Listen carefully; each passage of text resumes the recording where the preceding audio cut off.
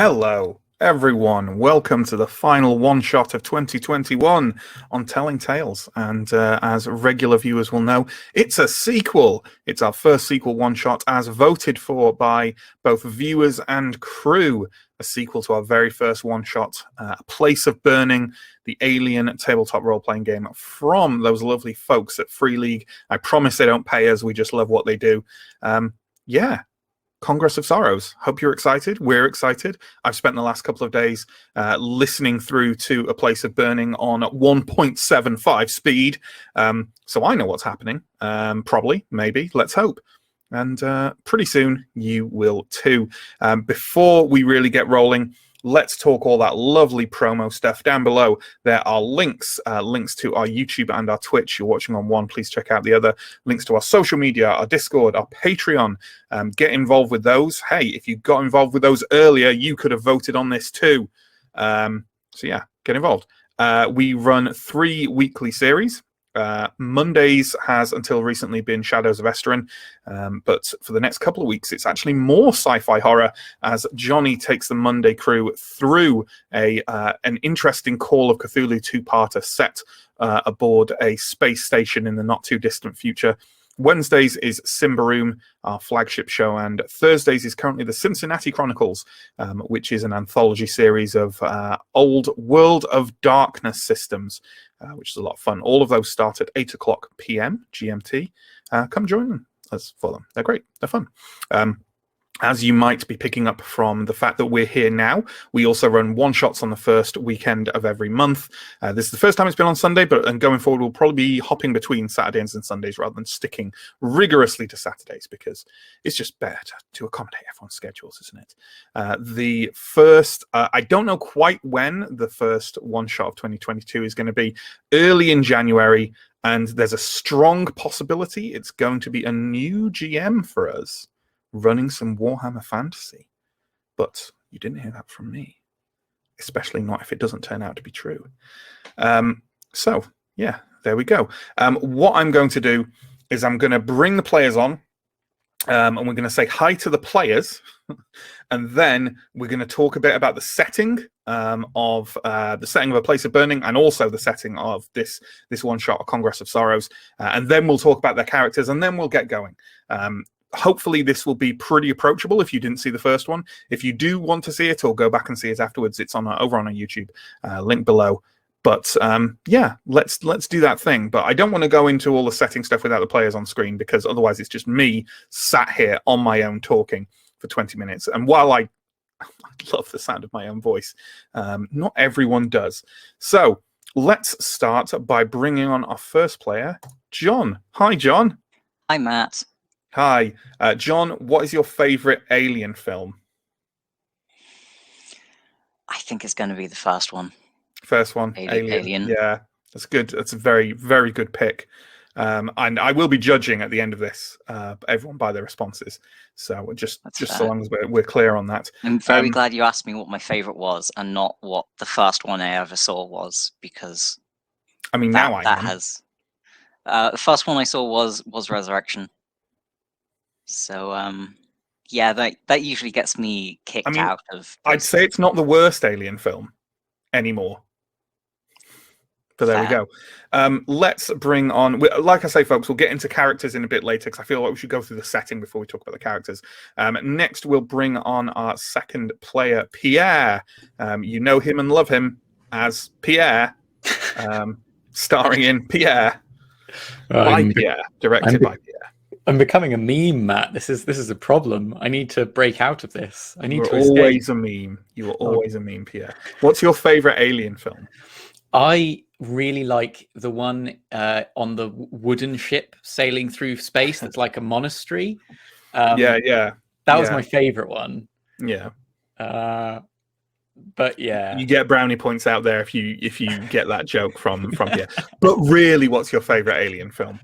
Oh, I mean, it's obviously a toss-up between the first and the second one, right? I think, most people would come down on that, I think. I like the second one is very Aliens is very good.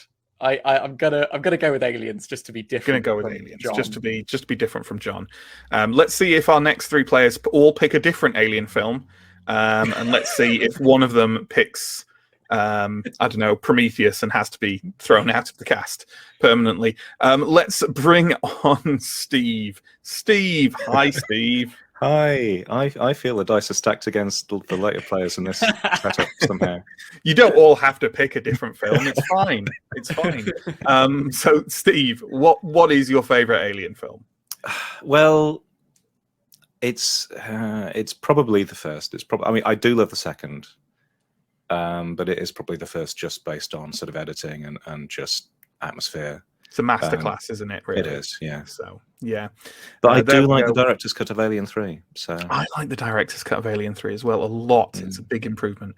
I actually kind of like the original theatrical cut as well. But Consider the first Alien film has more cats in it. it's true.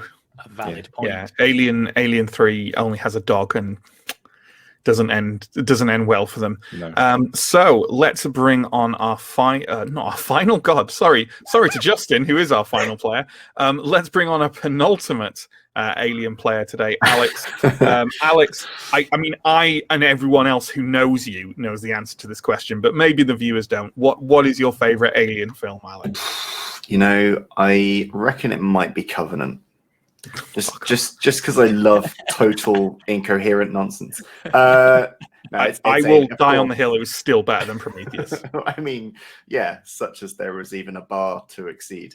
Yeah, I would say Aliens. It's the thing that sticks with me. I mean, the first one scared the hell out of me, and it had to exist for Aliens to exist, and it's still, like you say, a masterclass. But yeah, Aliens. Yeah. I would note that in the last stream, Alex, you did have your pulse rifle behind you, so I was thinking I could have just referenced that.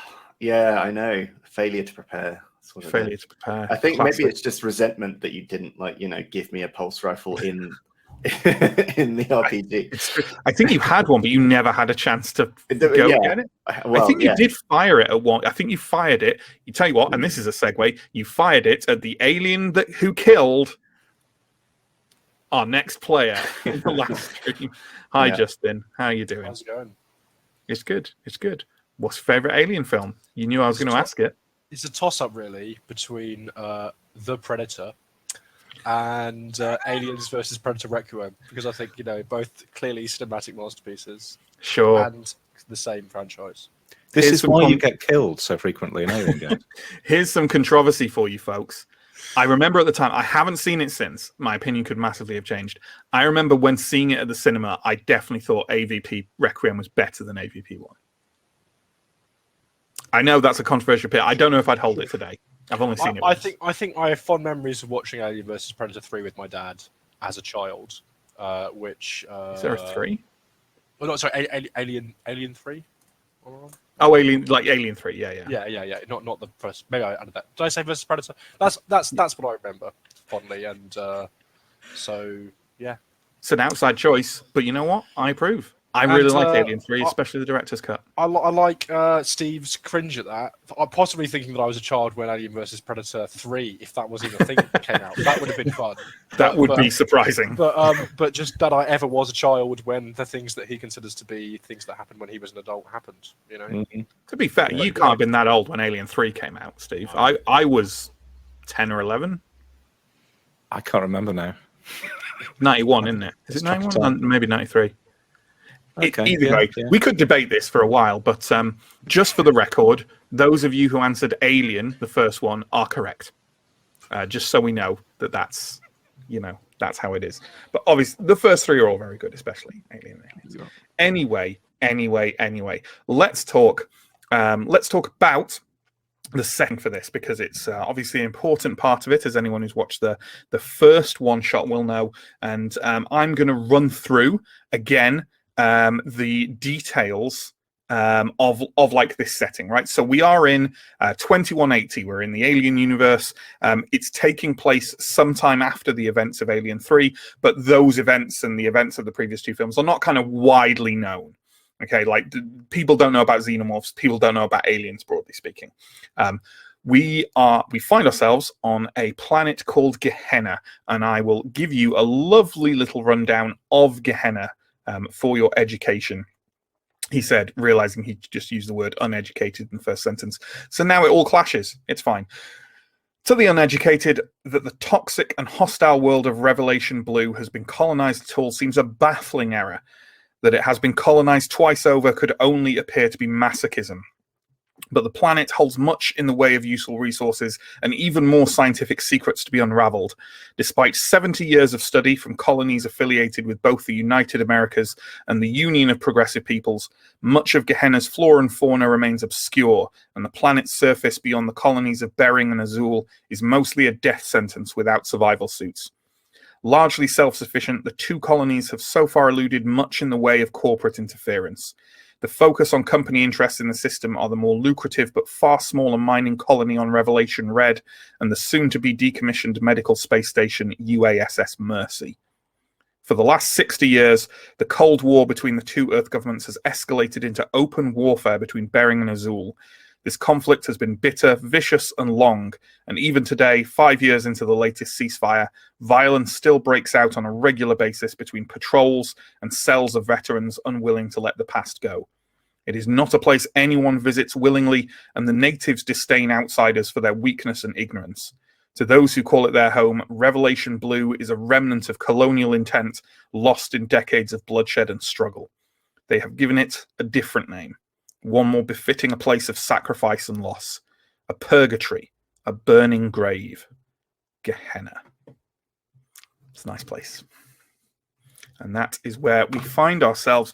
And specifically, we find ourselves with the survivors of the events of A Place of Burning, individuals who were all stationed at a Bering industrial facility far out in the wilderness called Cherikov Station.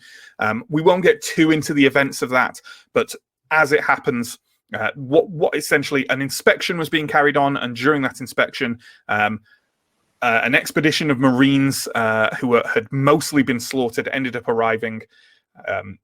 You went out to discover what had happened to them and ended up bringing back unfortunate life forms with you.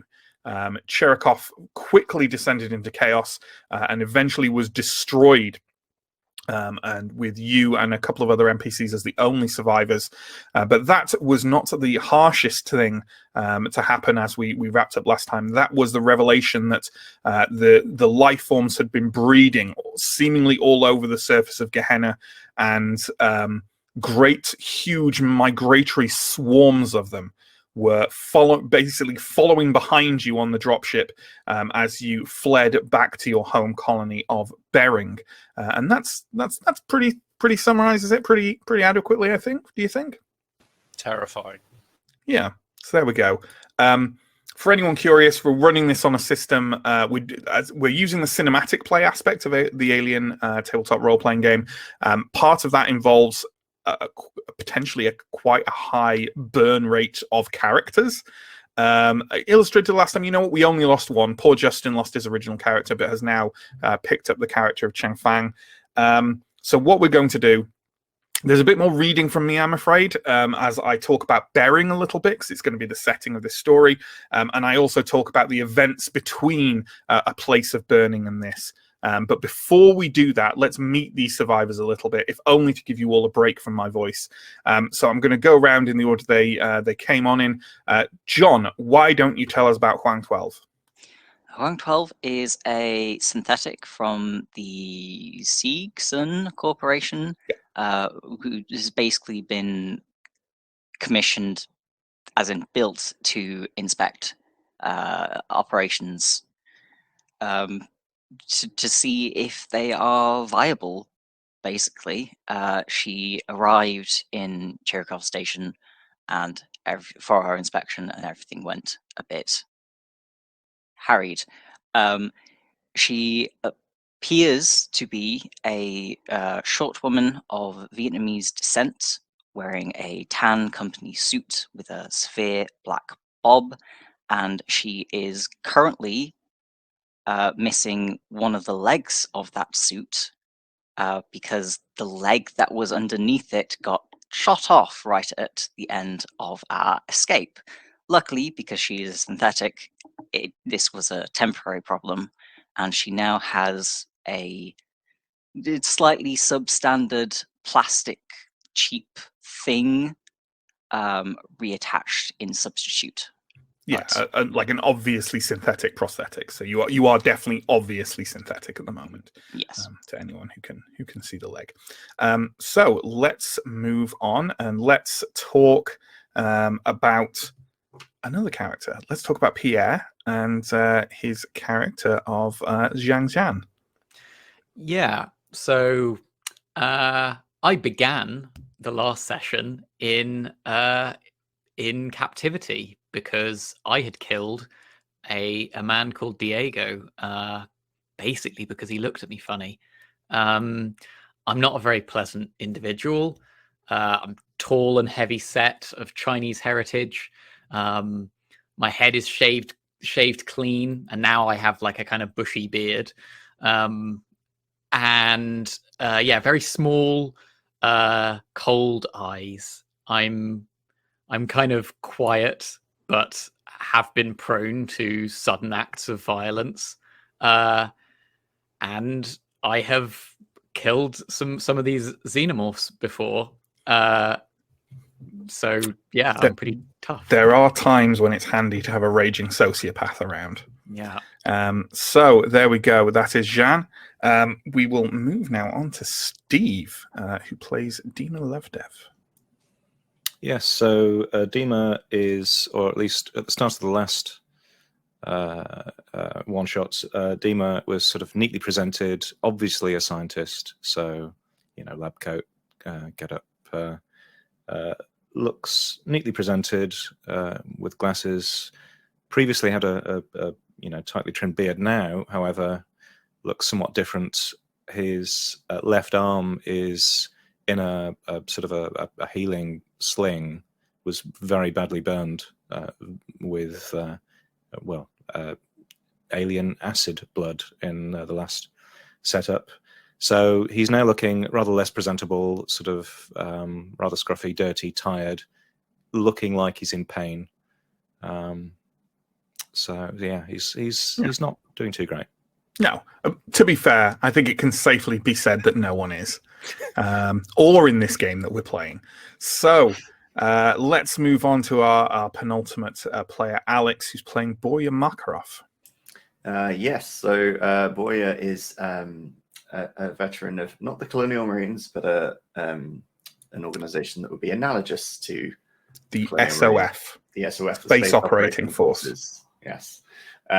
So about 15 years of that, and he's lost his appetite for that for various reasons, and he's wound up kind of doing bodyguarding, like close protection work, I'd say, basically, for Seegson assets. The current Seegson asset being Huang 12. So he is trying to keep Huang 12 in one piece. Kind of failed so far. Moderate success, I would say. He's a sort of an average build, kind of athletic, as you might expect, favoring a kind of a more practical, suit rather than military fatigues these days.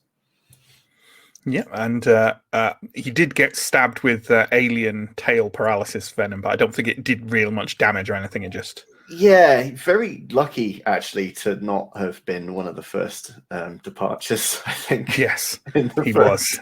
So yeah, for anyone who goes back and watch A Place of Burning, you can enjoy Borya somehow not getting killed in that one. Okay, let's cross over to Justin. Justin, like I say, started with one character last time, but ended up with another because that's how we're doing it. Unless the NPCs run out, people are just going to take new characters when their characters die.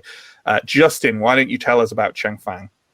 Yeah, so Fang is a scientist, or was a scientist on the research station, and was generally quite affable until it turned out that they had been kind of selling information to, I think, the Azul government, which was, looked down upon slightly by the rest of the crew, There were some differences, but that was all smoothed over because at the time that all came out, there was a horrible rampaging alien going around the place. So who knows how people feel about me now.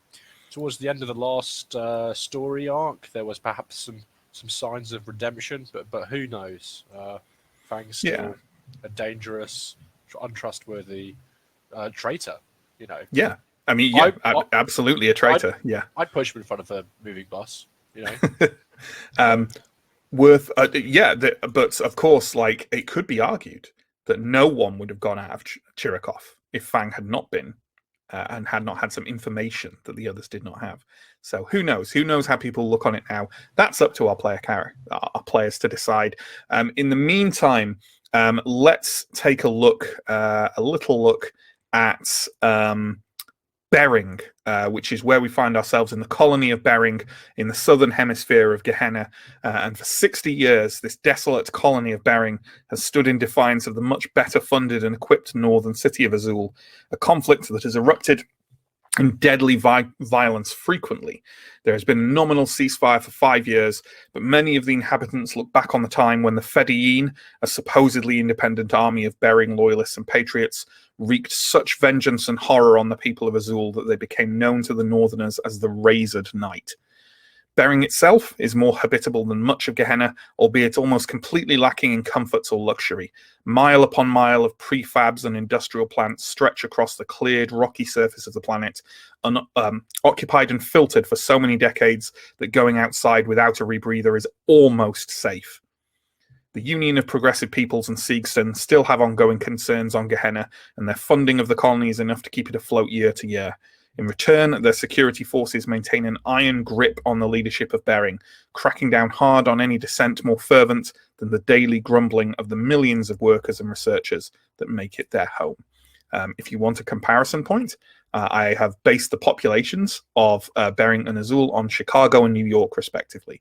So more people in Azul, but but Bering is still huge. 2.7 million people make Bering their home. So not small, in other words.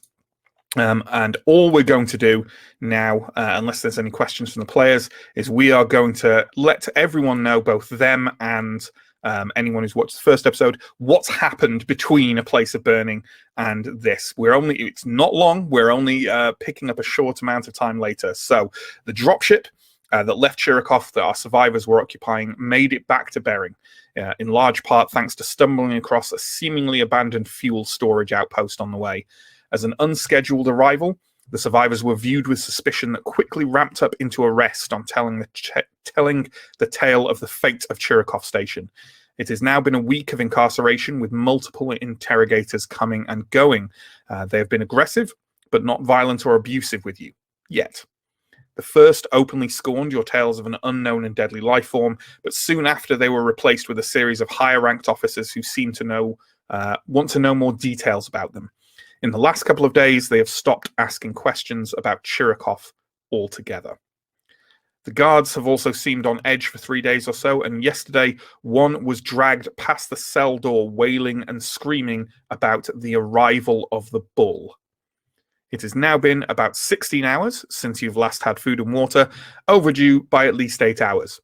There have been odd noises faintly audible through the thick bulwarks of the brig walls.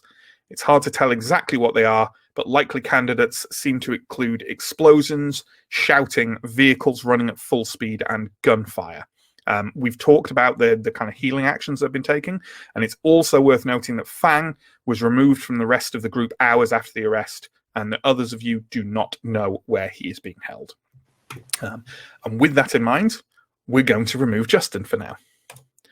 And we're going to pick up in that brig cell with the four of you there. There are also, I believe, 3 NPCs who survived the events of A Place of Burning. There's Yeva Tarasova, Chirikov's medic, Cam Huan, the only surviving Marine of the expeditionary force, and also Duan Guang, who was the pilot of Chirikov.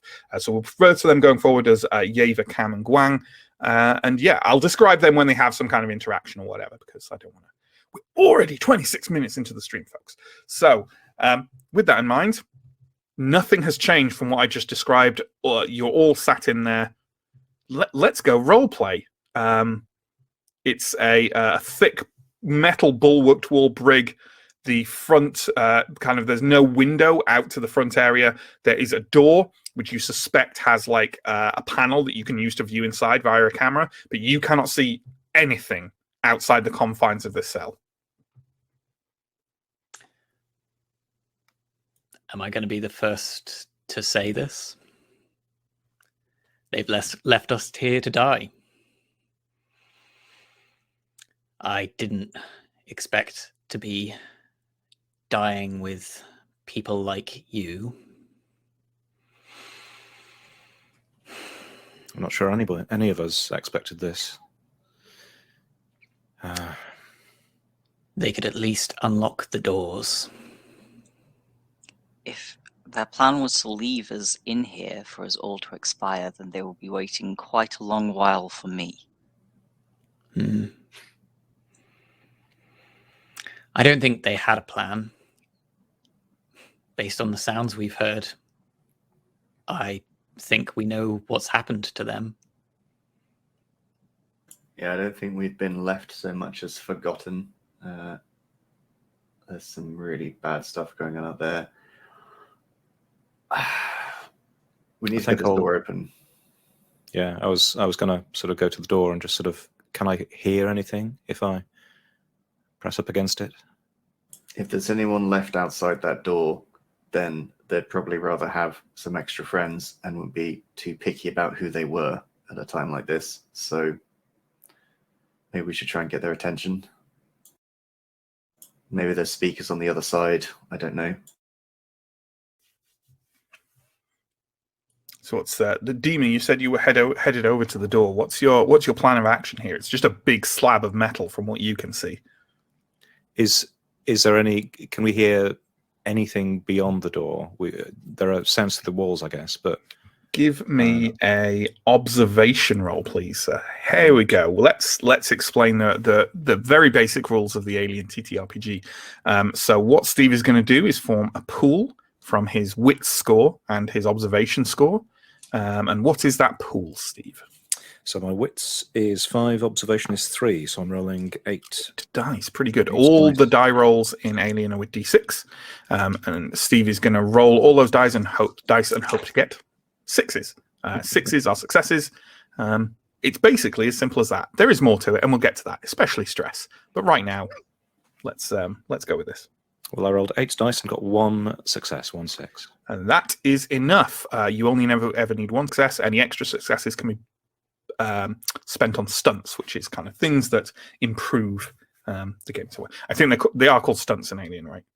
I know they're are they called stunts? I think so. They're called stunts in other Year Zero games. Yeah, I think so. Yeah. So that is a success. Dima, you actually do think you can hear someone moving around in the corridor?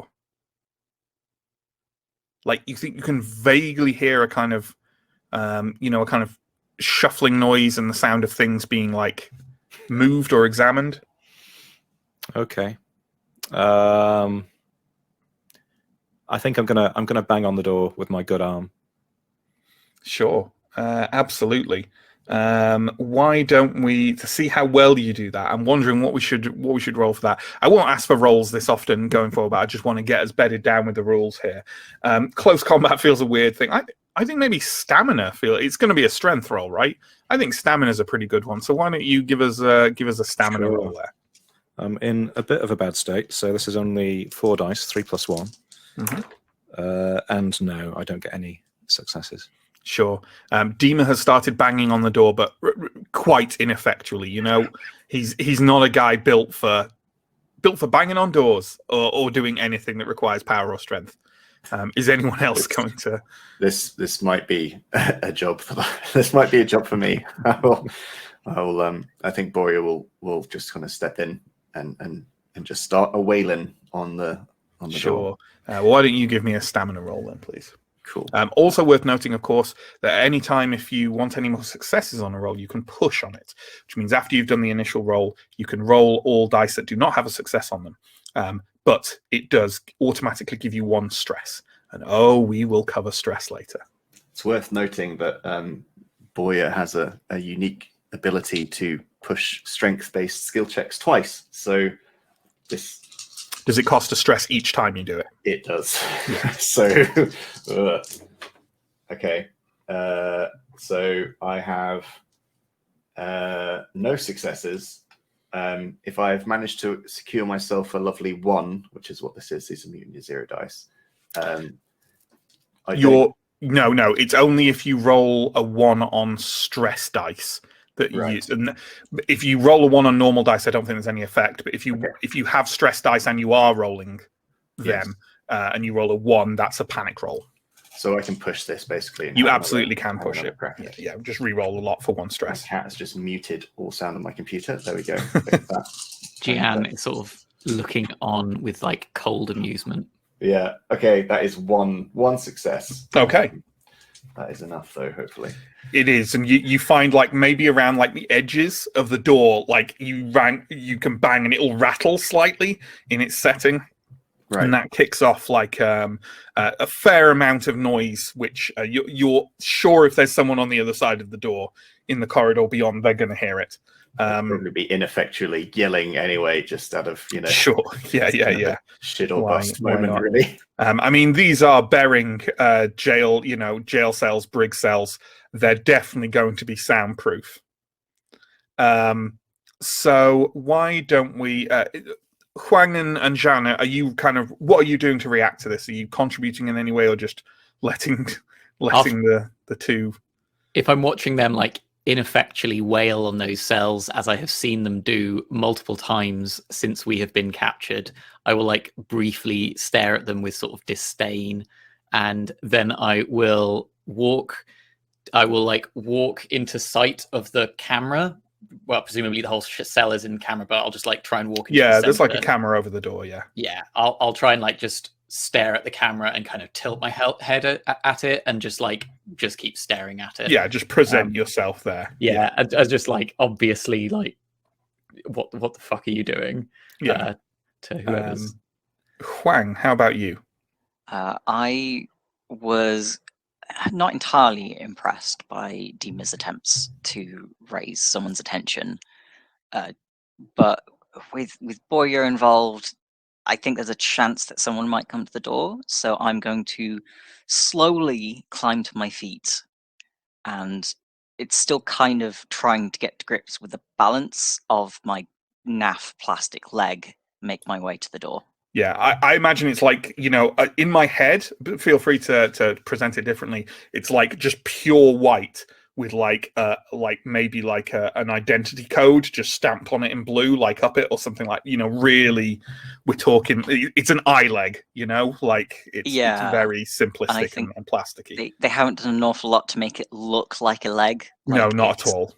No. It's effectively a peg leg with some sort of base. It's a tube with a paddle on the bottom. Sort of thing. Yeah, absolutely. Well then, anyone who considers themselves near enough the door to be able to detect anything from it can go ahead and give me an observation roll. Okay. I don't think I am. That's fair. One. Certainly am, but I'm not very good at it. 1 success. Also, 1 success. Okay.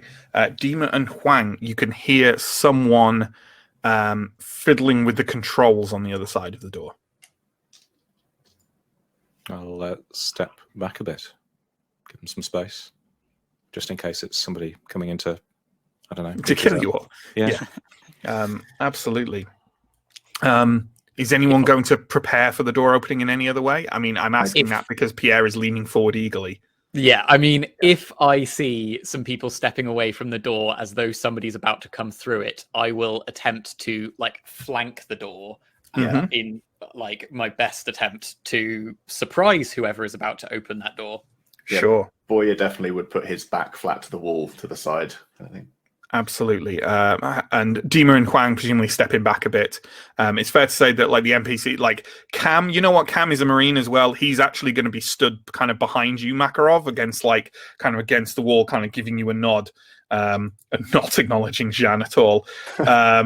And then probably I would imagine that Yeva and Guang are just kind of hanging back a bit as well. The door opens. Outside, it's actually very difficult to see out in the corridor because the interior here is, you've been flooded with light for 7 days. You know, the lights never go off. It's an interrogation chamber and brig. Like, out there, the lights are off, albeit there's some kind of light coming down from the end of the corridor, kind of flickering on and off slightly. You can see like the form of a human stood there in the door, kind of like who seems to kind of be standing there for a second, and definitely kind of seems to see Dima and Huang, and then kind of steps forward to enter the brig cell. What are the people lurking on either side of the door going to do about this? I am rushing this person and attempting to pin them up against a wall. Sure. Are you actually trying to hurt them, or are you just trying to restrain them? I'm trying to restrain them and get out of this cell. Sure. Yeah. Go for it. Just give me a close combat roll. Okay. Which I think for you is That is pretty good. 8 dice. So... Yeah, that's the maximum you can have as a starting character. And we haven't had any XP spend because we've just been doing cinematic play. So. I rolled successes are 6s, so that's correct. 1 success. Yeah, and that's more than enough you need. This guy not only is not prepared for it, but also isn't trying to fight back. John, can you give us our first image, please? Can you give us the image labeled Collier? Yes. 1 moment. And this is the person you have just slammed up against. Like, just thinking about how it's laid out, because Boyer and Cam are on the other side of the door. Let's say you've got him slammed up against the actual, like when the door swung back, he's like slammed up against the door hinge, as it were. Although it's a big, thick bulwark, so like he's just like, he is struggling, but not in a serious. He's trying to fight you way, just kind of trying to get you to let go. That's what the guy looks like. He's let's give you the kind of full on. I'll give you a full on description of him here,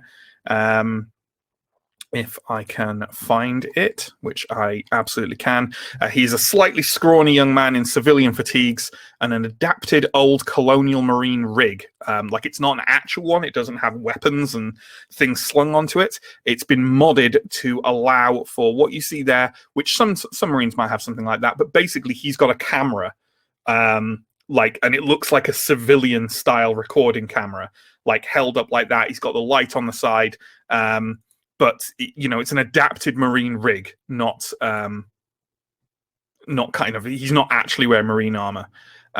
He's got that kind of bulky vintage baseball cap on, and he's kind of struggling against your grip, going, "Whoa, whoa, whoa, whoa, whoa, whoa, whoa, whoa! It's okay, it's okay."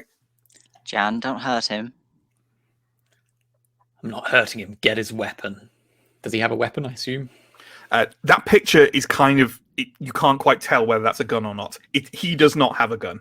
Okay. I'll still be like patting him down and searching for some sort of yeah, and that won't take much because he's basically just got that rig on him. He definitely does not have a weapon on him, and he's got like his hands up, and he's kind of, his eyes are darting between you all, and he's like, it's okay. I'm not going to do anything. Who are you? What's going on? My name's Collier. Collier Sokolo. I'm a journalist. Okay, if I have confirmed that he doesn't have any weapons on him, I'll let him go and step out of the door and sort of have a look around. Sure. Out there, you obviously saw the corridor when you were thrown in here. It's a long metal, fairly featureless corridor with a couple of doors leading off either side. Down the end is what appears to be like a larger room. You'd guess maybe like the barracks or the guard room that has a flickering light on, which is the only other light you can see. That guard room looks to be in some disrepair. Okay. Well, I'm not interested in what this guy has to say. I think I'll start heading towards the guard room. Sure. So how about the other three of you? Please, will you... Why are you here? Not that we aren't glad to see you, but you are not who we expected to see. I came looking for for evidence, for information. How long have you been in here? Because Bering has gone to shit. A week? Right. Yeah. A lot of people are dead. They just attacked out of nowhere. Out of nowhere. It was chaos. It's been chaos for a couple of days. But the last 24 hours or so have gone real bad. All the soldiers, the Marines, they've pulled back somewhere further into the colony. It's my job. I want to document this stuff. So I'm out here, and I heard you banging, and the door looked like it was unlocked, but I figure you couldn't open it from this side. If you hadn't opened it, I think we would have died. Well, you're welcome. He's kind of still looking at Jeanne, kind of walking down the corridor away. Yeah. Keep an eye on him. Don't worry about that one for now. Where did you get the gear? You like it? I adapted. Bought it from someone years ago. Real handy. All right. I was hoping for a more immediate and practical answer like, oh yeah, there's a storeroom full of gear just down the corridor. Okay. I suppose you know where we can get something, anything, even some food at this point. Ration packs. Oh, there's some food and water down in the guard room, I think. Looks like there's some storage lockers as well. Maybe your stuff's in there. What? Oh, what did you do? He looks a bit nervous, like he hadn't actually considered that before he opened the door. In not wanting to get into a long story, I think Boy is just going to sort of say, we had the temerity to survive the first time this happened. The first time? Yeah. This isn't the first time. Look, we can get into that later, but I think probably best to move right now. Yeah, I need some food and some painkillers if I can. I take it people are kind of generally following Jeanne down to that guard room now. Yeah. Yes. Sure. As you walk down, Collier kind of looks after you as you're walking away and goes, "But if this happened before, how come you hear like a click and a whir as the camera starts running? Why did the people not know of these events before? Why did the government not act before? It seems terribly dangerous to let them just run free." Turn that camera off. Yeah. We don't have time for that right now. And if we knew enough to give you the answers, I don't even know. We wouldn't have been in that cell. Yeah. Do you have involvement with them, with their activities? No. Then how did you know of them? Cam. I might, I'll try to avoid it, but I'll probably just sort of glance at Cam, and not say anything. I'm just going to turn to him and say, look, Cherinkov Station's dead. That's where we came from. That's all we know. I see. Seems an odd place for cultists. Cultists? Yes. What did you think I was talking about? Oh. What?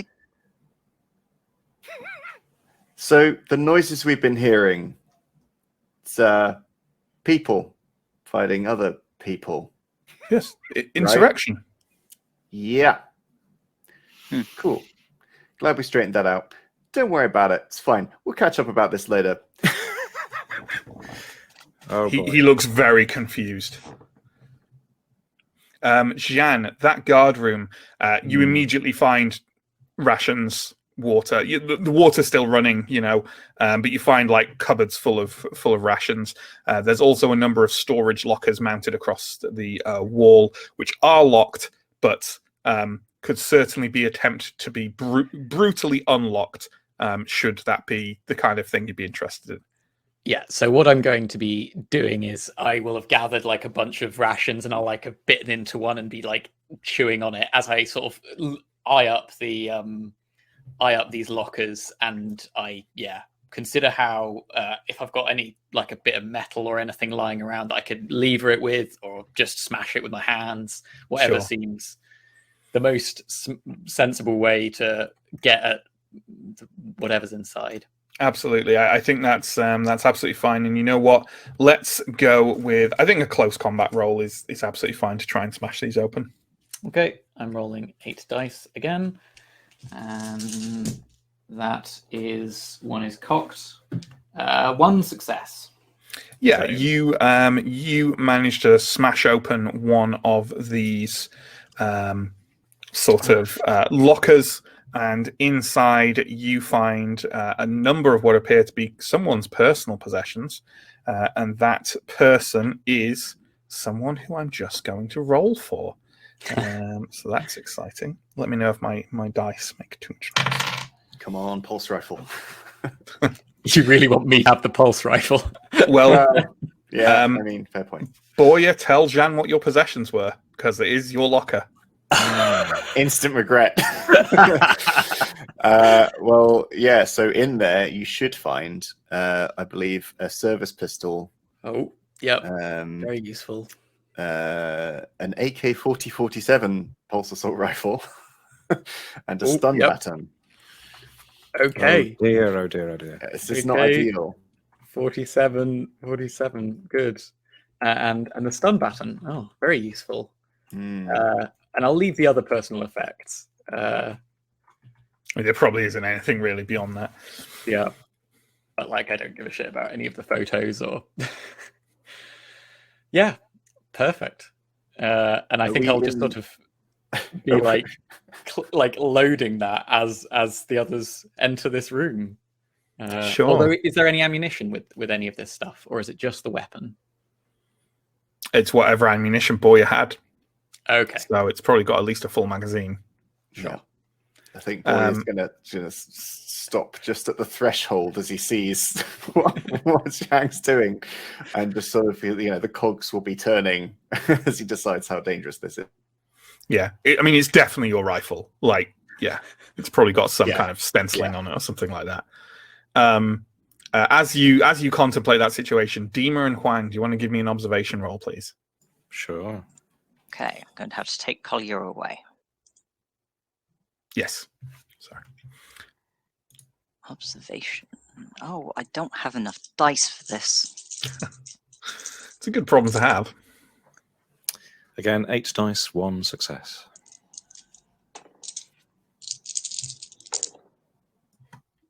On 11 dice, I have 3 successes. Okay. Dima, as you're walking down the corridor, you notice that another cell seems to have like a light above it. Maybe that implies occupancy. Huang, you notice this and kind of reflexively tap. You know how to work the interface on these doors. It's, you just know it. You've been programmed to know it. You tap the interface a few digits handily, and a camera turns on, like a screen showing the interior of the cell. In the interior of the cell is Cheng Fang sat rather, just on his own in a cell fairly identical to the one you were in. How does he look? He doesn't look as good as you guys.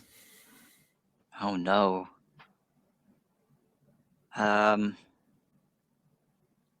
Is it Yeva, the medic, go on ahead? I'm happy for her to be around. Then I will flag her down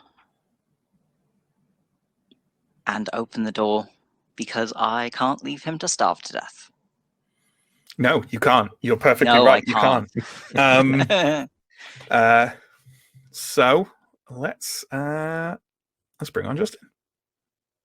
But how much health does Cheng Fang have as standard? Like 2 or 3 or something?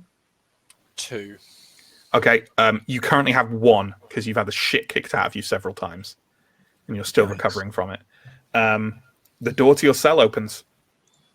Standing there is Huang 12 and the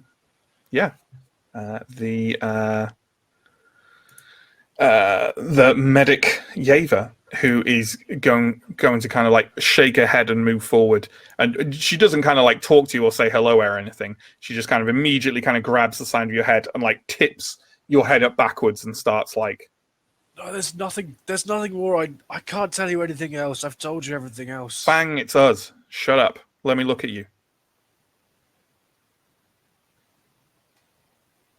Do you know my name? Yeah. Which one? What's the name again? It's Yeva. Line. Yeah. Line. Yeva. I recognise.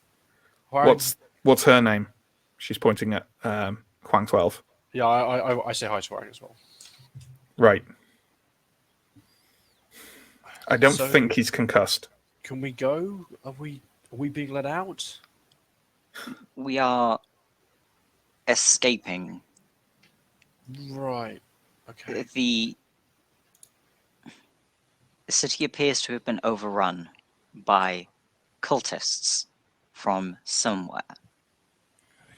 We are leaving. Collier kind of leans into the door frame and says, "Oh, wow. Oh, okay. Click. I will Sir, put my hand up. could I have your name? Could you tell me what the Bering government has done to you?" I'm going to attempt to either like gently push him out of the way or cover over his camera. Sure. More out of annoyance than actual Yeah, attempt. he's not going to kind of fight back from it. He will move back, and kind of the whirring stops with a kind of disappointing noise from him. Disappointed. Fang, we are leaving. We are bringing you with us. Right. We are still intending on handing you over to appropriate authorities, but we are not going to leave you to die. Do you understand what I'm saying? I understand what you're saying, Wang. Good. Now let's get you some food. I will help him to his feet. Sure. Dust myself off and make my way to the where there is food and water. Let's and speaking of that guard room, let's go there and find out what's happened between Jeanne and Boya, I think. Yeah. So I think it's difficult when it's another player. I think I'm going to I think Boya would stop for a hot second and be like, okay, and then just calmly cross the room and sort of indicate to the rifle in particular and say, see, you found my equipment. I don't know what you're talking about. Really? It's going to be that way. I think it might be. Interesting. I think Boya's going to take a couple of steps closer. I think maybe you should reconsider that. And I'm going to sort of tilt my head towards Cam, who will be presumably... Oh, you're muted, by the way, Matt. Sorry. Yeah, he is behind you. He does not want Jan to have the pulse rifle either. Yeah. I think if he takes another step towards me, I step backwards. And I sort of put my hand on the trigger. I'm not yet raising this gun. Cam, who I think we haven't quite described yet, but I'll throw in a description of him here. He's dressed in kind of SOF fatigues, and if I can bring my goddamn thing up without my mouse working, he is kind of a helpful, relatively open guy, and kind of now quite clearly siding with you and the other survivors in the face of the hostile treatment from Bering security. He's got kind of closely cropped hair. He's of kind of maybe kind of Vietnamese descent, I think, and he's quite a handsome guy, albeit he's got some acid scarring on the shoulders of his fatigue and on the shoulder underneath. And he doesn't step forward, but he kind of steps to the side to like flush with Boyer, so you're both kind of facing him head on. And he just says, Jeanne, have you got any idea how difficult it would be to fire that at us before we get to you? My point is, we know how to use that pulse rifle properly, and you do not. I'm sure, given the situation, Boyer will be happy for you to keep the pistol.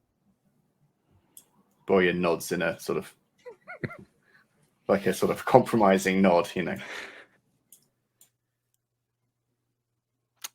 Surely you can find your own supplies. There are That still rifle is clearly Boyer's rifle. Boyer says, I just did.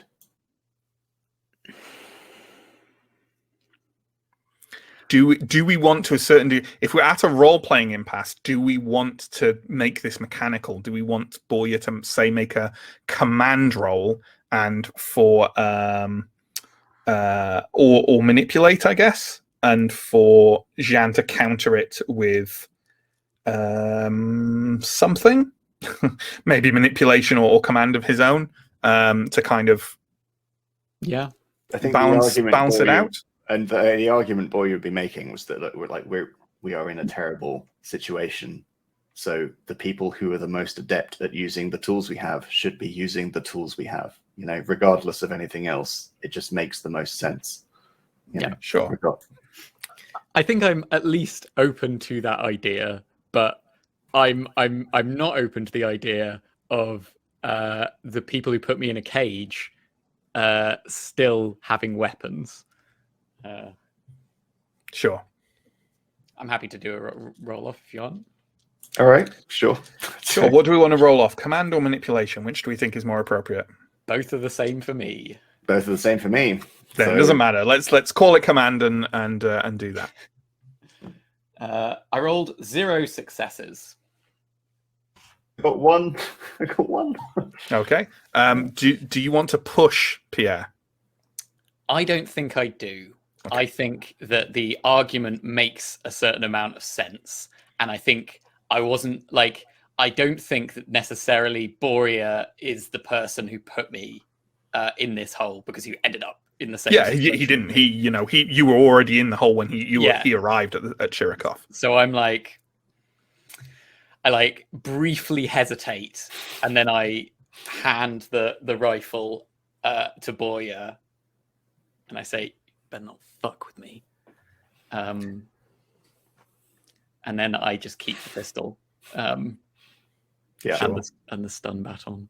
Boyer's not worried about that. You can keep those two. I think Boyer does want the body armor though, which I mentioned I'd neglected to mention before. It probably wouldn't fit Jeanne anyway. It's and I also doubt you like, would have had time to put it on. At this exactly. point, so, yeah. Yeah, but it's probably made to fit. So I don't think it would fit Jeanne anyway. I'm enormous. Yeah, You are. I'm not too concerned about like everyone having to roll to open their own lockers and stuff. But if Jeanne wants to help with that, I doubt he will. But like he can do. Otherwise, like between Cam and Boyer, I imagine they can, and probably Yeva as well. They can like batter open those lockers. Everyone's possessions are there, and you can reclaim everything. Incidentally, I think Boyer would immediately want to check the load on this rifle. What does he find out? Like the magazine and stuff. Yeah, and whether there's one in the chamber or anything like that. Whether the safety was on or off. It's just an interesting thing to know. Oh, whether Jeanne. Okay, yeah. Jeanne, what was it like? I'd fully I turned off the safety. I'd got it ready to shoot as best I could. So yeah, it was in a state where if you pulled the trigger, if I pulled the trigger with my and also my trigger discipline is terrible. I had my finger actually on the trigger. I think boy sort of cocks an eyebrow and then walks off. Sure, absolutely. Yeah. Okay. But everyone has their stuff back. Carry on. Sorry, John. Can I make a connection to anyone at Seegson via either my data transmitter or my PDAT? No. But you know what? Give me a Comtech roll, Okay. which is That probably is ridiculously high for you. 11. So I'm doing 2 sets of rolls. Wow. That is 1 Synthetics get a success. crazy amount of build points, but they get Yeah. sort of No sabotage stress. because they can't roll stress dice because they can't gain Yep. stress. So, which brings me to the point. While John makes that roll and kind of calculates stuff, let's talk a little bit about stress because it's actually possible we should have had some stress by now. Stress is starting at 0 for the purpose of this, and just as a reminder, we're going to get a point whenever we push a skill roll. Whenever we fire a burst of full auto fire, whenever we suffer damage, going without sleep, food, or water, but I don't think you've been doing that for long enough to have gained stress. Whenever you finish off a helpless human opponent, whenever a scientist fails to use the analysis talent, whenever a member of your own crew attacks you, whenever someone is revealed to be an android, or encountering certain disturbing creatures or locations, especially for the first time. Here's a question. Boya, do you think you should have a point of stress? I do have a point, and I just rolled Okay. a die, but I didn't get a 1, so I assume that means like nothing happened. Because you didn't add the one. For the roll Yes, off that's of- absolutely yeah, fine. yeah. That's absolutely fine. Do you think you should also have a point? I think maybe you should take a point of stress for Jean didn't fire at you, That but situation. looking and seeing that Yes, he was yeah. going to. I agree. Yeah. Yeah. So go ahead and take that point of stress. Sorry, Huang, how did your Comtech roll go? 2 successes. Okay. Very quickly, you determine that there is not a lot of local comm traffic going on, which, considering you're in the middle of a vast colony city, is pretty disturbing. There is one signal, and it appears to be an emergency distress beacon on a loop, a wordless one, just like a code, and it is coming from somewhere further towards the center of the city. That could well be what Collier was talking about, that there's a fallback position that people are being called to. If so, they're not doing a terribly good job of it. Right. I have a location for what seems to be a fallback location further into the city. I suggest we make our way there if we want any form of evac, if there is one to be found. The trick will be getting there without getting shot, given that we're now armed, and people might get ideas from either side of this cluster. So I mean, we're we going to have just to be a spent bit careful. we just spent all this time locked up. Are we really going to go all the way to this evac point just to get locked up again? Maybe we take our chances in the city. It doesn't sound like the city has fared very well. Find somewhere and hole up for a little bit. Have you found anything out about this cult, Huang? Sorry. Oh no, there's nothing on the any kind of communication about that. There's no other comm traffic. Collier kind of leans into the conversation and says, "I can tell you, they're crazy. There's a lot of them about. I don't know how long they've been here. You can avoid them if you're kind of careful, but they do grab people and I've seen them do some shit. I mean, we're armed, might be all right, but a lot of the open gunfire and stuff seems to have dropped away now." As he's talking, Guang, the pilot, who I will describe, I believe she is she wears kind of pilot fatigues, as you might imagine, she has kind of short spiked hair, bleach blonde, and is always clad in flight fatigues. I believe I described her as kind of like permanently wearing those kind of like pilot shades as well. She has gone over to a door on the side of the guard room and kind of like opened it. And there seems to be like a very short corridor outside. She paces forward and you hear the sound of another door opening. And as that door opens, you hear a kind of like some amount of sealed filtered air like popping out into the atmosphere of Gehenna. And you just hear her go, "Holy shit."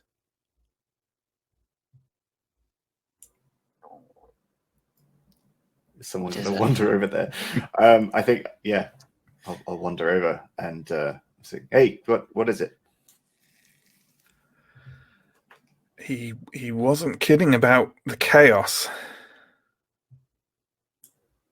So if I like approach the threshold, you're gonna like paint me a word picture.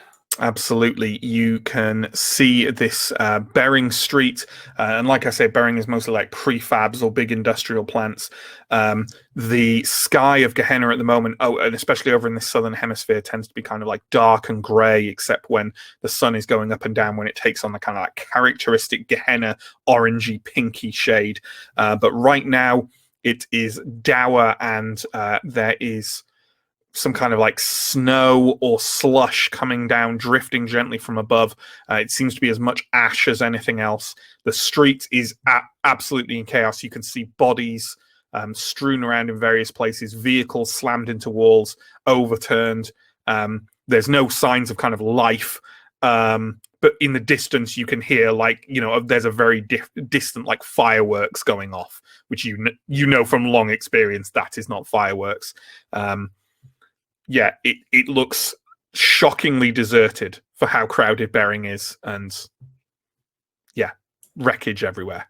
Does it look like it may have affected how passable the streets are going to be by foot? Like, is it going to slow us down, or is it just chaos? Right. I might have a quick check around just nearby bodies at the street level, just for anything useful, like extra weapons for people, ammunition. Sure.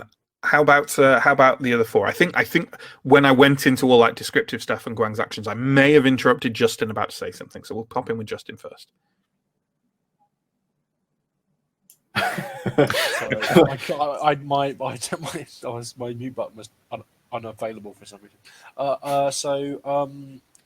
Nothing. Fang might do some more searching around to see if there have been any other abandoned, bits and bobs around. Are there any other suits of armor or weaponry, like in the guard room sort of place? Yeah, in the guard room, or just supplies. Tools, scanners. Sure, absolutely. How about the other three of you? How about John? What are you going to do? I'm going to talk to Collier. So, what are they cultists of? Honestly, it beats me. I've looked around and I've barely seen anything coherent. But there's I've heard a few of them like shouting about flames, shouting about some kind of bull. But I really couldn't tell you. I'm just looking around myself. I've been keeping low for the last 24 hours or so. Honestly, this place was the first place I looked. But I don't know. You don't expect it in somewhere this big. I know people go crazy out on the edge of space, but there were so many of them. Was it an assault from outside or a covert infiltration in turn? No, some of them were SOF. Interesting. I don't know. I shoot it once at Cam and Boyer at that. See if there's any reaction from them. Cam just kind of shrugs and says, "Don't look at me." I haven't been SOF in a long time. Don't know what to make of that. How about you, Demon? What are you getting up to? I will have been going through the cupboards, grabbing ration bars, probably eating one, getting a drink, and looking for like a first aid kit, any sort of pain medication that I can take to relieve the burning sensation in my arm, which is still troubling me. Unpleasant. How about Jean? I was going to see if I could see any sort of hazardous environment suits or anything like that, or any kind of breathing apparatus. Sure. Well, you're like, I mean, we talked about this before the stream, that like there was a bit of a continuity error in Place of Burning, in that technically Jean's ape suit should have been burned through by acid after Dima wore it. But then Jean used it later again. So like, I'm happy for your ape suit to be in that locker. We will stand with the mistakes we made, damn it. So you can absolutely have your ape suit, and everyone has all their possessions. So yeah, sure. Okay. Oh, and my knife. Brilliant. Yep. Oh yeah. Definitely want to have your knife. So everyone who said they were doing some searching for various things, give me an observation roll. I am going to ask, however, that to get anything significant, you're going to need 3 successes on this observation roll. I actually craftily did one in the background already, but I got no successes, and I got a 1 on one of my stress. Oh, so that's a panic, yeah. friend. I don't know what I saw that induced this. But well, let's find out. Let's find out what the panic was first, and then we'll talk about it. We'll hop in with Fang and Dima first and see how their observation rolls went. Okay, so yeah, you go for it. I rolled 8 dice initially, didn't get any successes, so then I pushed, gained 1 stress die, and rolled 2 successes. But well, you know what? I'll give you something for that. What were you looking for? You were looking for like medical supplies or drugs or something, right? Yeah. Okay. Well, you know what? I'll give you for that is 1 dose of, is it called Naproleve? Which is like a painkiller thing, I think. Sounds good. I'll check. If you can look it up in the equipment, but just 1 dose. How about that? Fang, how do you do? Got 2 successes. Oh. But I'm thinking about whether I should push or not. And I think the If you've got no stress, might as well. Yeah, why not? So I'm doing re-roll everything. You re-roll everything that didn't roll a 6. And the stress dice as well? Or... Yeah, and you gain the stress dice you gain from getting the stress. Yeah, correct. In this roll. Yes. Then no change. Okay. And you didn't get a 1 on the stress dice. I did not. I got a 5. That's okay then. So I'll give you something as well. What did you say you were looking for again? Tools or weapons. That's what I said. Okay. How about you can let's just say you find a knife. How about that? Right. Fantastic. Actually, have you got any? I have a pistol. You should have a weapon, right? You've got a pistol. Yeah. Yeah. A knife helps. Yeah. You can grab a knife. Makarov, on the other hand, how did your panic roll work out? So I'm just to check. I'm rolling. Was it a D6 for each panic stress point I have? You just roll 1d6 and you add your current stress to that. Well, that would be 1 + 2, so 3. So I guess I'm keeping it together. You're fine. Right. You are fine. I'll say like you get distracted, like looking around, and there are some like rather gruesome. Like there appear to be some bodies who've maybe been like run over by one of the big vehicles, and you kind of look away in disgust. Like a squished tomato. Yeah, and that kind of distracts you from your search, and you just don't feel like searching bodies anymore after you see it.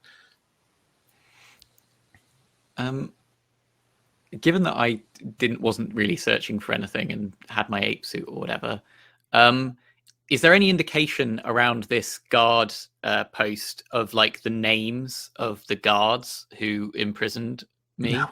It doesn't have like a list of the security guards on the wall or something. No. Here we go again. It's got the washing up schedule over the sink with all of the names. No, if there is information like that, it'll be on like tablets and databases and stuff. So they're too smart. Or live in 2180, depending on your point of view. No, afraid not. A pencil? As you are carrying out these searches, your new companion Collier kind of steps out onto the street, and like you hear that click and whir again as he starts kind of like filming everything around him and documenting it. After he does this as you're all searching, and after he's done with it, he kind of turns around. You hear the click of the camera go off, and he says, "Are we heading to the center? Like, I want to get as much footage as I can, but I don't want to die doing it." It seemed that's where the loyal SOF were pulling back to. Was that your plan, Collier, before you took us out? I wanted to find some stuff first, but yeah. Do we count as enough stuff for you to be moving our back? I can. It's been. Look, I've been searching a few hours. I haven't found much. It's starting to get a bit edgy. But Collier, did you check any maps, or was there anything that you hadn't checked that you thought might be promising before you were going to go to the center? Couldn't find any maps. Everything's offline. Yeah. But I know, I kind of know the way they went. Okay. Colin, are you from around here? Been here a couple of years now. So you know the city, okay? Yeah, and we can. There's like a. I mean, it's kind of a bar. Not that the security forces know that, but there's a place through there we could cut through. Get us to a main street. You guys are armed, right? You look armed. He's kind of glancing at, because Cam obviously has a pulse rifle as well, and like Yaver and Guang also have their pistols. You know, I think it's basically just Twang who isn't armed. Although I think you did have some kind of gun at the end of last. Were you given the marshal's gun? I think maybe Something like that, I think. Yeah. You definitely had a so. pistol by the end last time, I think. Yeah, because there was no point in me having one because I can't use it against humans. But then we were against not humans. You definitely fired the pistol multiple times in the end, so clearly you have a pistol. I seem to That's remember right. that might have been the pistol that I nearly died retrieving. Yeah, which would be the marshal's revolver, because he service just revolver. vanished out in the forest, didn't he? So Yes. yeah. No, yeah, I think you all have weapons, which Collie looks very happy about. I mean, Boria wishes we had maybe more ammo, but also time is precious. So I think Boria is going to say we should get a move on now. I agree. Cool. John, can we have the image labeled Bering Street, please?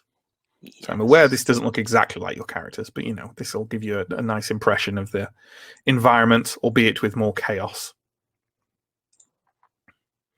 Kind of that's kind of the vibe of Bering, like blocky prefab kind of places. And Collier's leading you towards like a door that just leads into an interior that looks like any other around here. It could be like some shops or some accommodation, or like he says, a bar or whatever. It all looks pretty much the same when you're walking down Bering, and people just rely on ad hoc signs and just general knowledge already of where they're going. As you're walking across, I mean, none of you are wearing rebreathers, but as I say, like, the atmosphere around Bering is certainly more friendly than a lot of the rest of Gehenna. You're unlikely to be inhaling any particularly horrible toxins or fungi or whatever while you're striding over, but it's still unpleasant. Kind of, there's a harsh burning kind of at the back. Like if you've been in like a gas station or garage or whatever for ages and inhaling those kind of exhaust fumes, you get that kind of like cloggy burning sensation at the back of your throat, like that.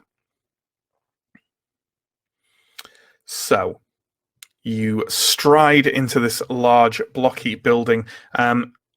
What kind, describe for me like how the group is moving. Like, Boya, are you attempting to do it in a vaguely military manner, or is it just a group of you walking?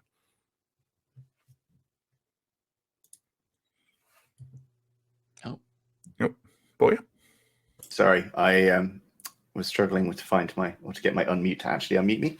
I think I'm probably gonna, since Cam and I have the sort of heavy ordnance in this group, probably be at the front, and probably I guess Cam will be right behind me also, hopefully. This is assuming that Cam is like willing to follow my lead. He seems generally willing to follow your lead. How is everyone else proceeding? Like, are they kind of attempting to try and be, a more organized way like Boyer and Cam, or are they just? I mean, I know what Jean is doing. Jean is just striding forwards and not paying attention to what anyone else is doing. But I think Sheng Fang is probably trying to look around, maybe for an opportunity where they might be able to slip away from the group. Fair enough. Like, options in all directions look bad. So, yeah, absolutely. just biding my time. There'll be an opportunity, I'm sure. There always is. Absolutely. Yeah, sure. Well, you know what? Anytime you think that Fang might be looking around for an opportunity to slip away, why don't you make like an observation roll? And if you succeed on it, I'll trust you to monitor it, and if you push it to gain stress and stuff, and if you succeed on it, let me know. Like, put your hand up and let me know, and I'll tell you what that option might be at the moment. And if you want to take it, we can then move forward with it. Like a lot of the time, it might be that I'll be like, "This is your opportunity," and you'll be like, "That's dog shit. I'm not taking that." But like, anytime you want to do that, you just make those rolls and you let me know. Okay. Well, I've rolled 2 successes for now. Okay. Yeah, ultimately, if you let them walk into the building ahead of you and then just run off down the street, I think at this point, you can get away from them. That might be a good opportunity, but at this point, I would like to know more about the situation I'm running into. Yeah, sure. So I won't be taking that one. But maybe that will be the opportunity I've missed. So sure. I'm trying to decide whether Huang would be keeping an eye on Fang, or whether she would assume that clearly he's not going to just run off because it's a city under attack, and coming with us and being arrested gives him much better survival opportunities than running off into a city under attack. Who knows? Either way, you walk into this building, which, as Collier said, clearly used to be a bar, but a bar now that's been half torn apart.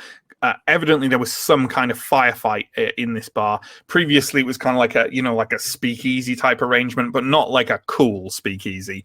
Not like a place where you'd go for some fine hipster malt grain alcohol. It was instead just a place with fairly squat metal stools, a place where hard drinking roughnecks went to consume illegal alcohol out of the sight of security. And now it is, as I say, wrecked. There are some bottles still behind the bar, but mostly all there is turned over tables. Some gunfire has impacted into the walls, and there's kind of an swinging open door at the back of the building where clearly, the staff maybe fled out of, or opened on their way out at least. I would like to go behind the bar and see if there's any alcohol. And there's a couple of bottles for sure. Yeah, I'll start casually drinking from some hard liquor. Mm-hmm. It's only hard liquor. It's not the kind of liquor that has a name. Yeah, I think Boyer would like to do a similar thing, but instead of drinking it, I think Boyer's looking for something that's high proof. Maybe he can stuff a rag into, Mm-hmm. There's stuff like that. There's a few bottles there, so absolutely. I mean, I'm not going to go nuts because I have to carry them all, but maybe take do that with 2 bottles or something. Sure, you can do that. Yeah. I was also going to do the same thing, so I'm doing that too. Accidents were there. I'm going to I'm following the group around. I'm trying to see if I can hail anyone using my data transmitter. Like if I can actually I know the beacon sounded like it was automated, but if I can get any sort of message through, say we are. You can try, but you cannot. You suspect that relay towers are down. Right.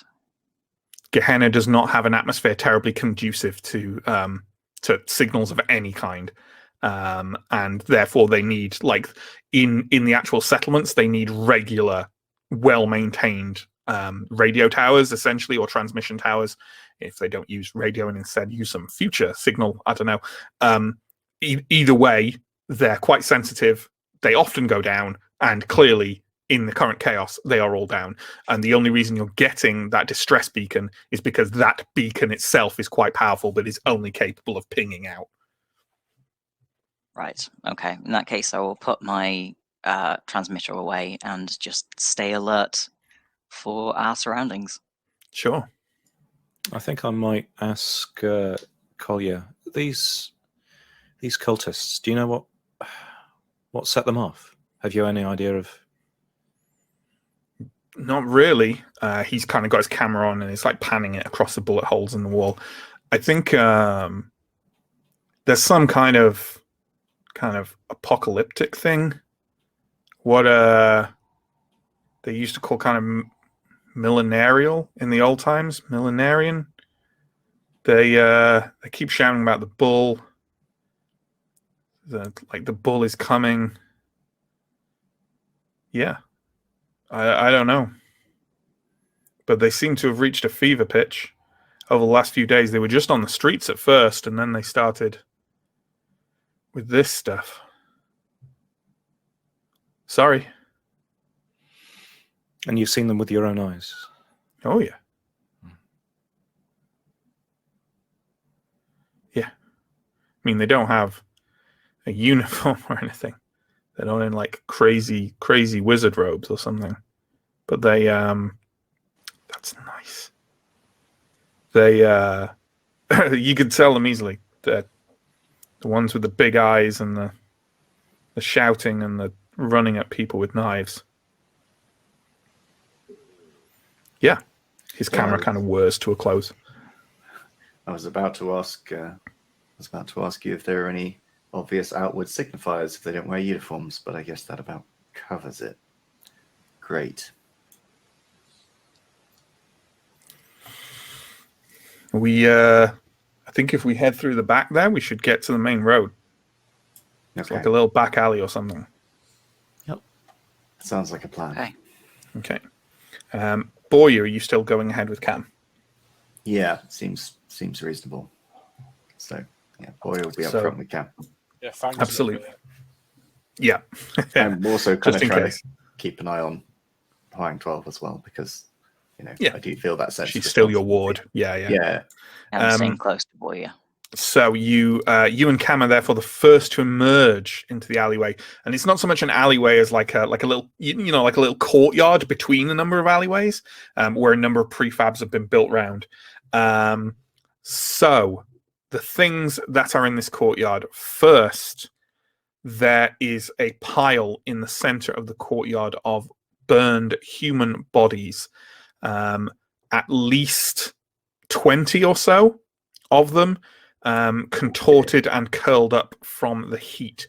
It is impossible to tell at this point whether they were already dead or not. There is a number of odd-seeming scrawled graffiti all around the alleyway, but your eye is immediately drawn to what seems to be a statue or idol that's about 8 feet high, constructed from bits of steel and iron scavenged from other bits. It looks very slapdash, like thrown together. All of the elements of it have been painted kind of a bronzy, goldy color with some kind of cheap paint. It is clearly meant to be a large, heavily muscled man with the head of a bull, and over the top of it, daubed on the wall in kind of vivid orange paint, is the word Moloch. M-O-L-O-C-H. I think Boyer's going to sort of raise a hand to slow the file down a bit, and sort of say, "Hey, Collier, I'm no anthropologist, but cult." Oh, wow. Yeah. Oh, shit. Okay.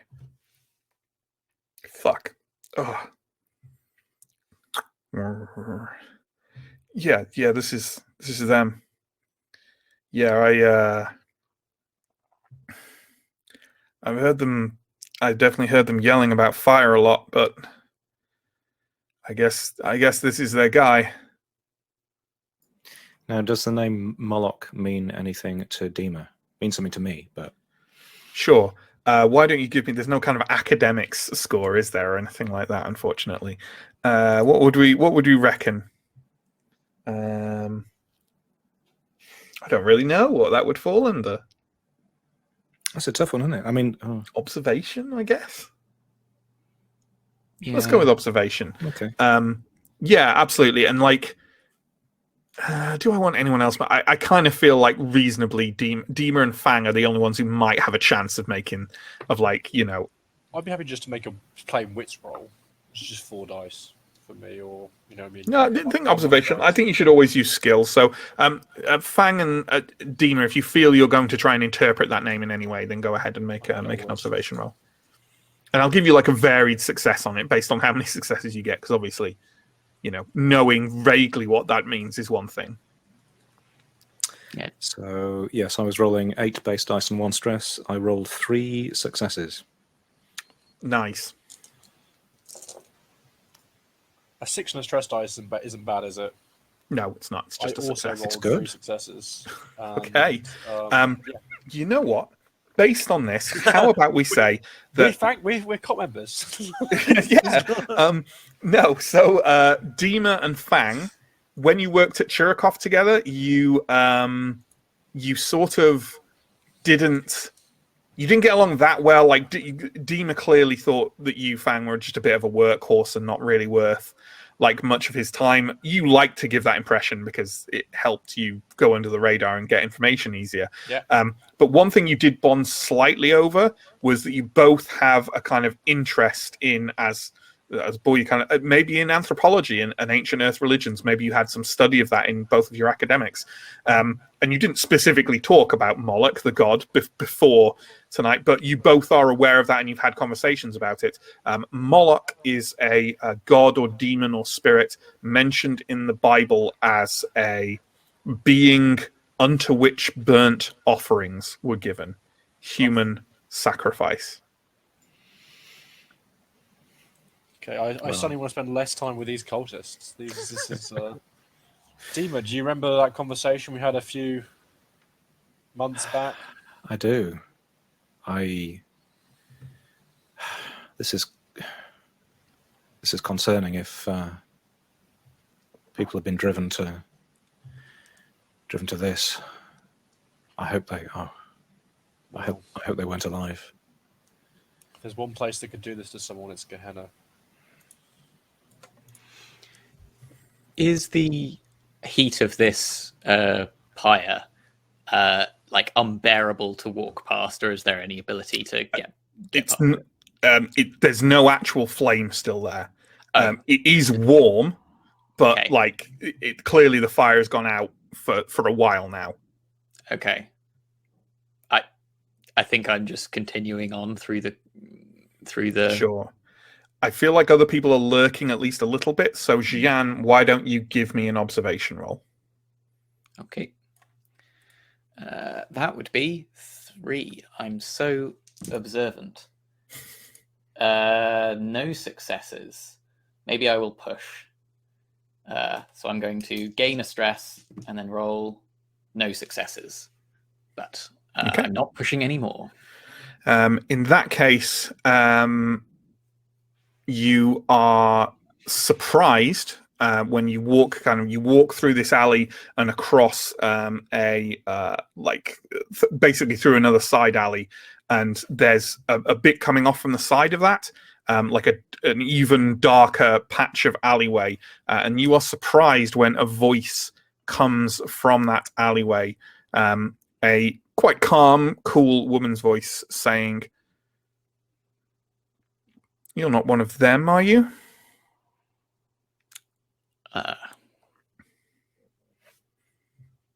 Who the fuck are you? Well, let's have a picture of her. Let's bring up the image called Scientist, please, John. There is a woman there in some kind of survival suit with that light on. She is examining, rather than examining some kind of alien relic there, she's examining another small shrine to Moloch on the side of the alleyway. Let's give you a more comprehensive description of her. She's a pale, unhealthy-looking woman of average height, clad in all-over survival or exploration gear, which she seems very comfortable in. She has an odd, piercing stare, and even as she's looking at you now, you see, you can kind of hear a faint clicking, and you wonder what it is at first, and then you realize every now and then she's just like has got some kind of like tick or tell or reaction where she's just kind of clicking softly. She doesn't look alarmed. No. I'm not one of them. Good. I need to be able to move through here safely. Are you trying to make your way to the signal? What if I am? I would like to accompany you. I think everyone else can hear this conversation happening now. Well, I think you can join them, and I sort of gesture with my head towards the group of others. Sure. She definitely cannot see them yet, but she just kind of nods, packs up the kind of things she's been trying to get readings with and examining, tucks them in, and just walks past you and round to the others. I actually kind of like this person, but I will continue onwards. Sure.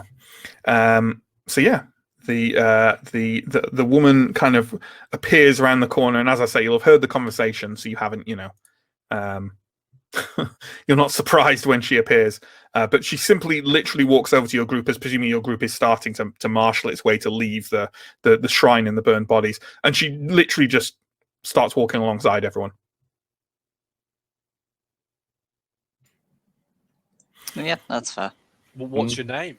Yeah. Alyona.